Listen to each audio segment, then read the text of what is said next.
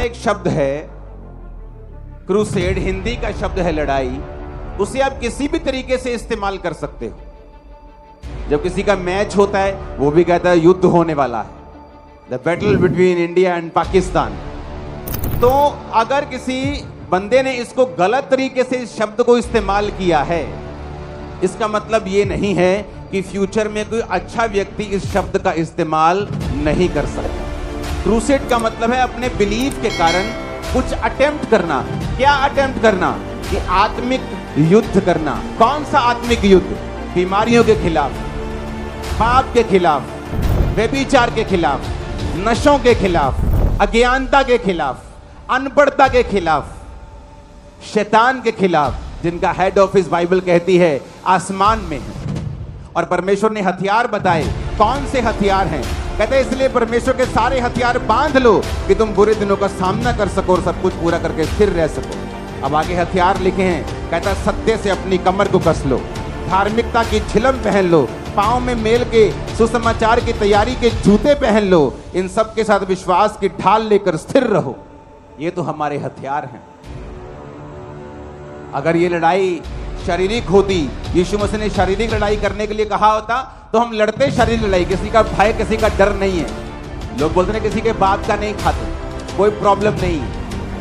पर ये लड़ाई ऐसी थी नहीं और ऐसी है नहीं। बाइबल कहती है इस लड़ाई का जो हमारा हथियार है वो आत्मा की तलवार है, जो खुदा का वचन है। कहता ले लो, कहता सत्य से अपनी कमर को कस के धार्मिकता की झिलम पहननी।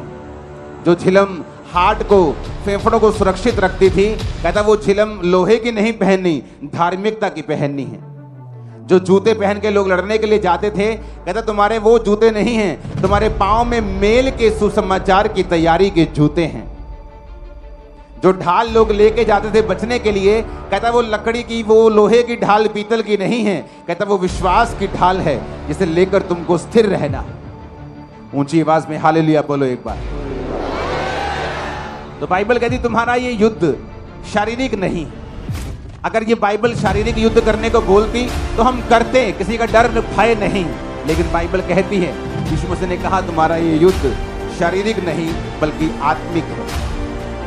एक व्यक्ति जो बार बार डाइवोर्स का सामना करता है, एक औरत जो बार बार डाइवोर्स का सामना करती है, बावजूद इसके कि वो सुंदर है, बावजूद इसके कि पढ़ी लिखी है, क्योंकि उसके परिवार में ये कर्ज फॉलो कर रहा है। हमारी लड़ाई उस कर्ज से है जो आत्मिक है, जो दिखता नहीं।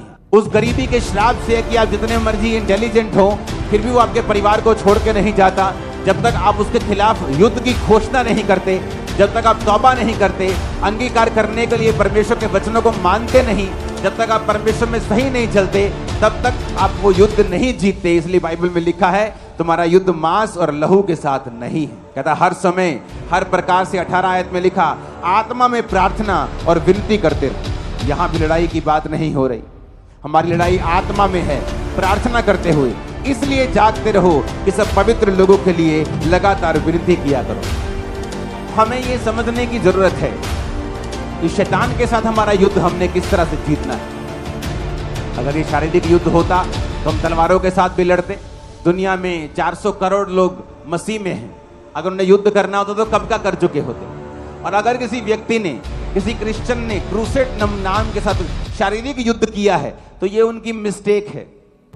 अगर इजराइल आज युद्ध कर रहा है तो आपको क्या लगता है कि परमेश्वर इजराइल के उस युद्ध के साथ है? बिल्कुल नहीं। अगर आज कोई देश दूसरे देश के खिलाफ युद्ध कर रहा है और वो देश क्रिश्चियन है तो इसका मतलब ये नहीं कि परमेश्वर उसके साथ है। हालेलुया। लोग क्रिश्चियन होकर भी परमेश्वर के वचन पे नहीं चलते। किसी भी तरह से वो हर तरह का कई बार पाप भी करते हैं, लेकिन उसका असर उनकी लाइफ पे भी होगा। बाइबल कहती है अंत के दिनों में न्याय भी होगा, ऊपर जाकर भी न्याय होगा, धरती पर भी न्याय होगा। तो ये तो बात पक्की। कहते हैं अगर खुदा जिंदा है तो हॉस्पिटल में लोग क्यों मर रहे हैं? जब खुदा धरती में था तब भी उस देश में लोग मर रहे थे। वो लोग नहीं मरे जिसने उन पे विश्वास किया, वो लोग नहीं मरे जिन्होंने तौबा की, वो लोग नहीं मरे जिन्होंने अपने बालों से यीशु के पांव को धो दिया और माफी मांग ली और पापों से मन फिरा लिया। वो